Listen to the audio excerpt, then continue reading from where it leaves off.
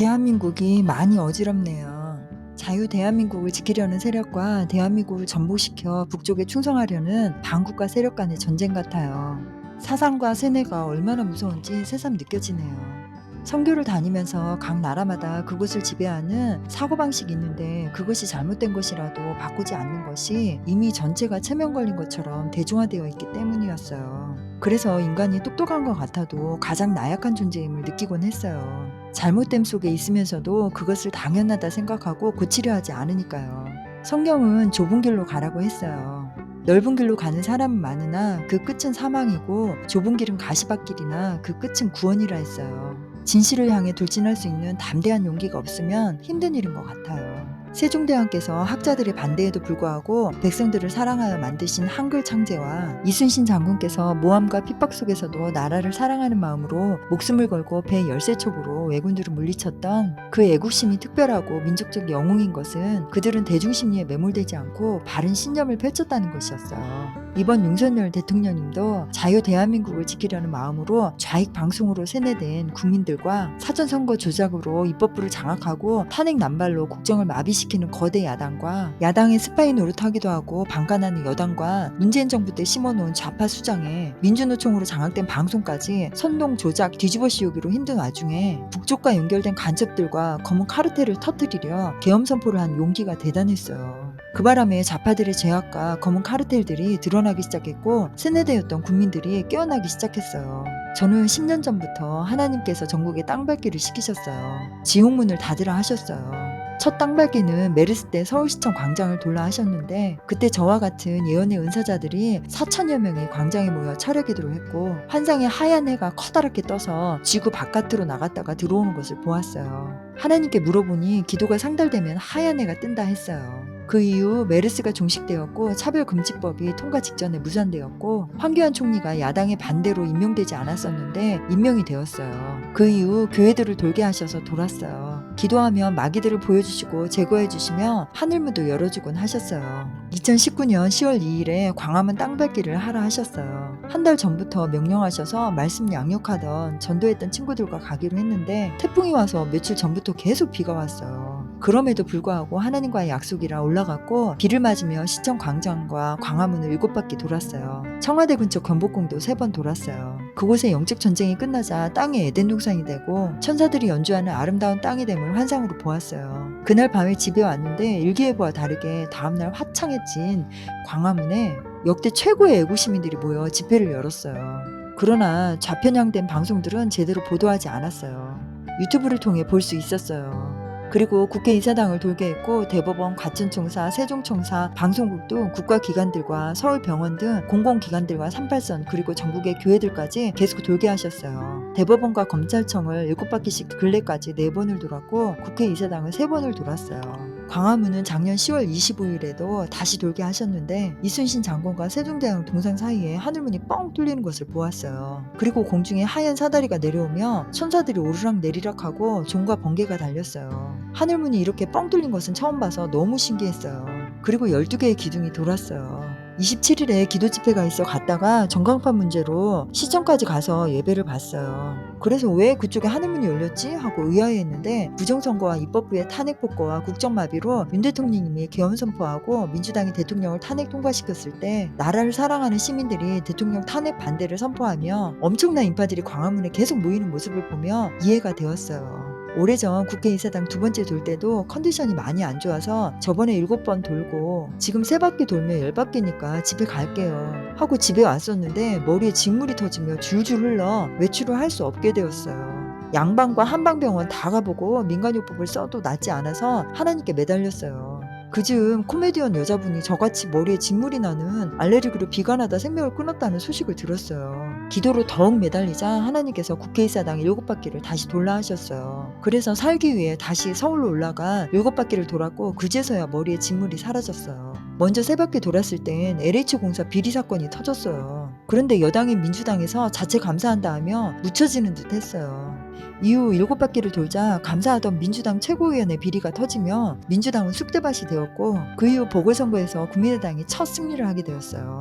정치에 관심 없었는데 땅밟기 시키는 곳이 공공기관이나 교회들이다 보니 자연스럽게 정치와 교회들에게 관심을 갖게 되었어요. 과천청사 돌 때는 비가 많이 오는 데다 사람도 없고 어둡고 산들이 있어서 나쁜 사람이 나타날까 겁이 나서 기도에 더 집중했던 기억이 나네요. 며칠 전 대통령님 관사에도 땅밟기 하러 갔는데 애국 시민들이 추운데 대통령과 자유 대한민국을 지키려 열정을 불태우셨어요. 감동 그 자체였어요. 그곳은 막힌 곳을 제외하고 2번 돌았는데 관사에는 번개와 종 그리고 12개의 기둥이 돌았고 애국 시민들이 있는 곳에도 번개와 종이 달렸어요. 그것을 보니 마음이 안심되었어요.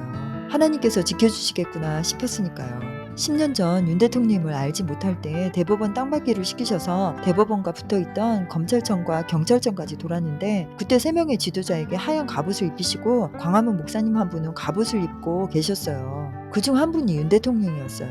그때는 이해되지 않았지만 나중에 이해되었어요. 가는 곳마다 땅에 또아리 틀고 있는 마귀들과 영적 전쟁을 기도로 하게 하셨어요. 전쟁에서 승리하며 영적 전리품도 주시곤 하셨어요.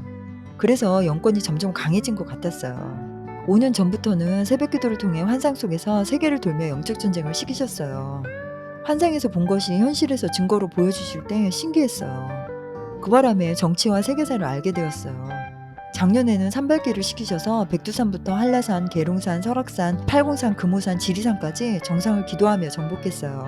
기도를 하며 산밟기를 해보니 어떤 곳은 인생길 같고 어떤 곳은 사명자의 길 같고 어떤 곳은 순례자의 길 같다는 생각이 들었어요.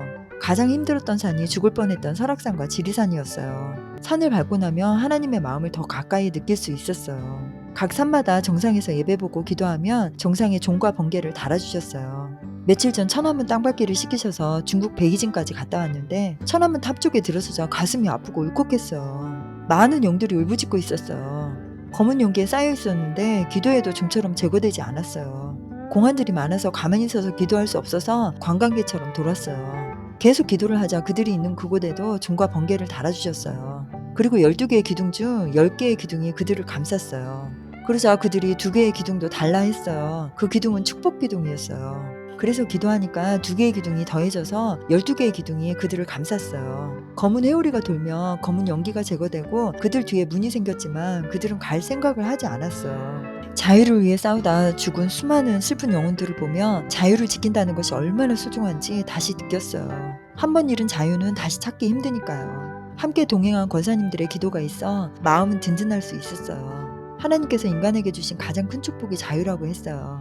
마귀는 자유를 빼앗고 억압하고 구속하려 하지만 하나님은 우리의 자유를 존중하시고 지켜주시고 오랫동안 참아주시니까요. 1달란트를 땅에 묻어두고 2달란트, 5달란트 받은 자들처럼 나팔수가 되지 않았을 때 하나님께서는 이 악한 종아 너는 작은 것에도 충성하지 않았다고 책망하시고 가진 것을 빼앗아 충성한 자들에게 주고 쫓아내는 내용이 마태복음 25장 달란트 비유에 나와요. 하나님께 기도하며 받고 깨달은 말씀을 나누고 함께할 때 잠들었던 영들이 깨어나고 진리에 눈을 뜨게 됨을 보게 돼요. 선교나 전도처럼 생명의 열매를 맺는 일이 아니더라도 중보기도와 땅밟기 기도를 통해서도 하나님이 역사하세요. 성경에 열매 없는 나무는 찍어서 유황불에 던진다 하셨어요. 1달란트 받은 자처럼 육신의 일만 생각지 말고 작은 충성으로라도 성령의 열매를 맺어 하나님이 기뻐하시는 저와 여러분이 되었으면 좋겠어요. 선교와 전도 그리고 땅밟기와 산밟기를 하면서 깨달은 것은 하나님은 우리의 순종을 통해 세상을 주관하고 역사하신다는 것이었어요. 하나님은 우주를 정의와 공의와 사랑의 법칙대로 만들었기 때문에 하나님이 직접 세상 일에 관여하지 않으시고 순종하는 하나님의 사람들을 통해 일하세요. 기도하는 의인 5만 있었으면 소돔과 고모라는 멸망하지 않았고 회개의 기회가 주어졌을 때 회개했다면 사울왕은 하나님께 버림받지 않았어요. 가룟 유다는 악한 생각이 들어올 때 고백하고 회개했다면 예수님을 파는 죄를 범하고 악한 자가 되지 않았을 거예요. 구약시대에는 정의와 공의가 철저히 지켜졌으므로 죄를 지으면 그 죄를 동물에게 씌워 죽여서 피를 흘려야만 죄사함을 받았어요. 하나님을 믿는 자들도 죄 앞에서 하나님께 징계를 받아 그 자리에서 죽임당하기도 했어요. 그러나 예수님께서 십자가에 매달려 죽음으로 우리 죄를 대속해 주심으로 이제는 죄를 지어도 진심으로 회개기도 하고 돌이키면 용서해 주세요.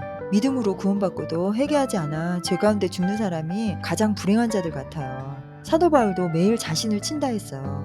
친다는 것은 회개예요. 사도 바울은 삼천지의 천국을 체험하고 많은 사람들을 구원하고도 자신은 구원받지 못할까 두렵다 했어요. 믿음으로 구원받지만 기름을 준비하지 않고 불만 가진 게으른 5처녀와 믿는 자인지 숨기고 드러내지 않았던 한 달란트 받은 자와 하나님이 주인이 아니라 자신이 주인이 되어 은사도 자기 자랑으로 사용했던 인본주의를 따랐던 염소들은 하나님을 믿었지만 구원받지 못했어요.